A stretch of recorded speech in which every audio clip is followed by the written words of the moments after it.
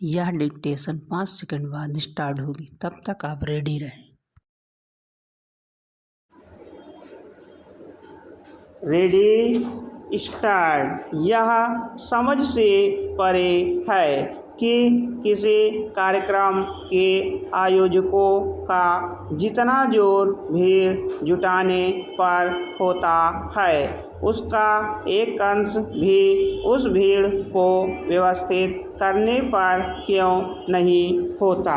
अक्सर धार्मिक उत्सवों, मेलों, सत्संग, यज्ञ आदि के आयोजन में व्यवस्थागत खामियों के चलते भगदड़ मचने, दम घुटने, पंडाल वगैरह के गिरने से लोगों के नाहक मारे जाने की घटनाएं हो जाती हैं। इसके अनेक उदाहरण हैं, मगर उनसे शायद सबक लेने की ज़रूरत नहीं समझी जाती और फिर नए हादसे हो जाते हैं। उत्तर प्रदेश के हाथरस में हुआ हादसा इसकी ताज़ा कड़ी है। बताया जा रहा है कि वहां महीने के पहले मंगलवार को 3 घंटे के सत्संग का आयोजन किया गया था। उसमें देश के अलग अलग राज्यों से श्रद्धालु आए हुए थे। करीब 50,000 लोगों की भीड़ जुटी बताई जा रही है। सत्संग की समाप्ति के बाद अचानक भगदड़ मच गई और 100 से ऊपर लोग दबकर मर गए। 200 से अधिक के घायल होने की खबर है।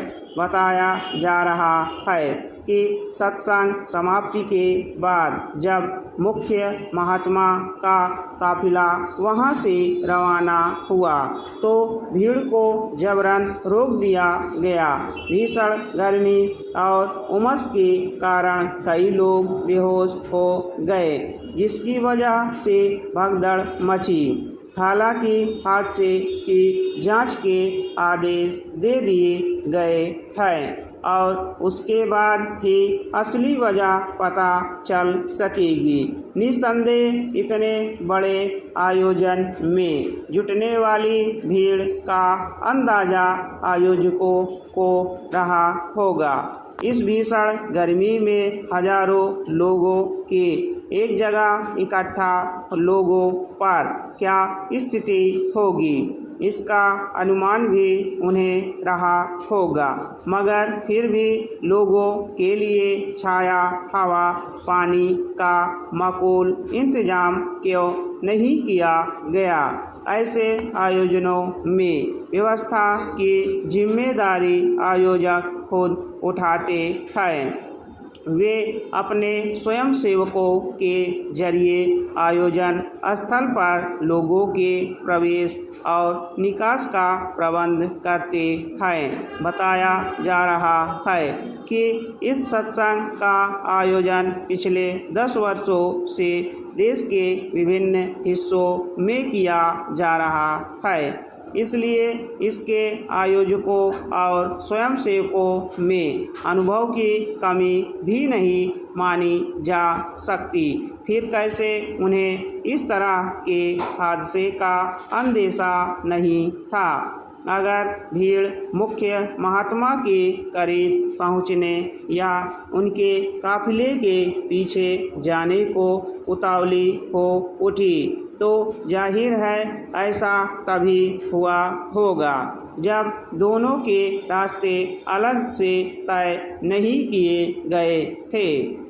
सवाल यह भी है कि बगैर व्यवस्था जांचे स्थानीय प्रशासन ने कैसे इस आयोजन की इजाज़त दे दी। ऐसे हादसे न केवल धार्मिक आयोजनों में बल्कि राजनीतिक रैलियों, विभिन्न मेलों, सांस्कृतिक उत्सवों आदि में भी हो चुके हैं।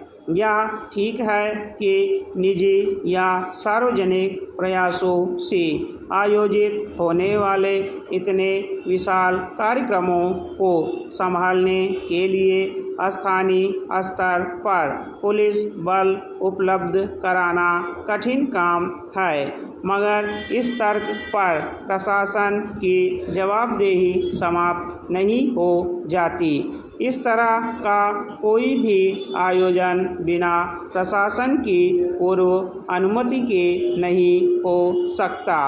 फिर प्रशासन की जिम्मेदारी बनती है कि आयोजन स्थल की व्यवस्था जांचे और आयोजकों की जवाबदेही तय करे। मगर जिन आयोजनों से लोगों की आस्था जुड़ी होती है उनमें प्रशासन अक्सर ढीला ही देखा जाता है। आखिर कब इस तरह के हादसों को रोकने के लिए कोई सख्त नियम कायदा बनेगा? ऐसे हादसों की जवाबदेही तय करने के लिए कब कोई नज़ीर बन सकने वाली कार्रवाई होगी? स्टॉप। अगर आप हमारे चैनल पर नए हैं तो चैनल को सब्सक्राइब जरूर करें और बेल आइकॉन प्रेस करें ताकि आपको सभी डिक्टेशन की सूचना मिल सके।